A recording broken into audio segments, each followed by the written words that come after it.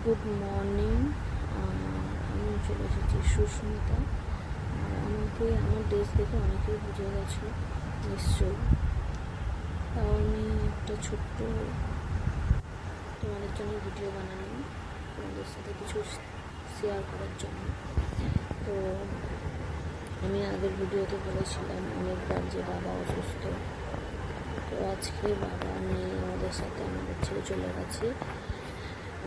তোমার হচ্ছে শনিবার, মানে হচ্ছে 5ই এপ্রিল 11:30টার দিকে। অনেক চেষ্টা করেছিলাম বাবাকে রাখার, কিন্তু পারলাম না। আর বাবা খুবই কষ্ট পাচ্ছিল। হয়তো চলে যাওয়াতে তার কষ্টটা অনেকটা লাঘব হয়েছে,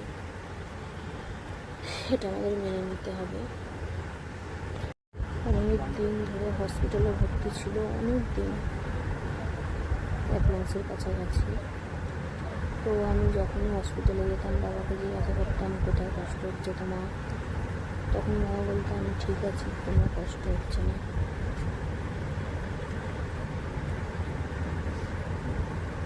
কিন্তু মারা যাওয়ার আগের দিন আমাকে বারবার বলছিল, কথাটা আমি ভুলতে পারছি না, যে আমাকে বলেছিল যে মারে আমার খুব কষ্ট হচ্ছে,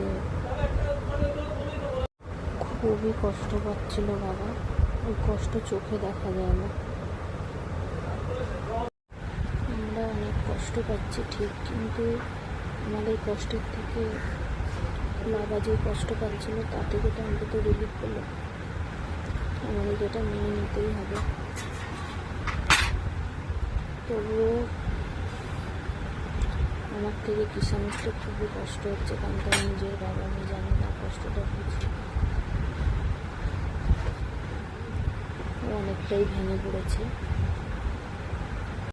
এখনো পর্যন্ত মনে হয় না যে বাবা আমাদের মধ্যে নেই, মনে হয় কোথাও বেড়াতে গেছে, আবার হয়তো চলে আসবে। আর বিশেষ করে সবসময় আমার মেয়ের সাথেই বেশি থাকতো, মেয়ের পিছনে লাগা, ওর সাথে খেলা, সব কিছু। ওটা তো ভীষণভাবেই মিস করছি। আর আমাকে তো বাবা মেয়ে বলেই ডাকতো, সেটাও খুব মিস করছি। আজকে বাবার একটু নিজের ভুলের জন্য আজকে এই অবস্থা। হয়তো বাবা পরে বুঝতে পেরেছে, বলেওছে, কিন্তু তখন আর বুঝে যাওয়াতে কিছু যায় আসে না, কারণ অনেকটাই দেরি হয়ে গেছিলো। তাও কিষানও অনেকভাবে চেষ্টা করেছিল, বাবাকে ফেলে রাখেনি ঘরে, অনেক চেষ্টা করেছে অনেক। বাড়িরও সবাই অনেক পাশে ছিল,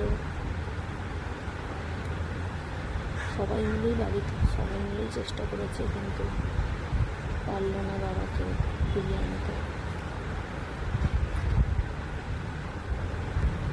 যাই হোক,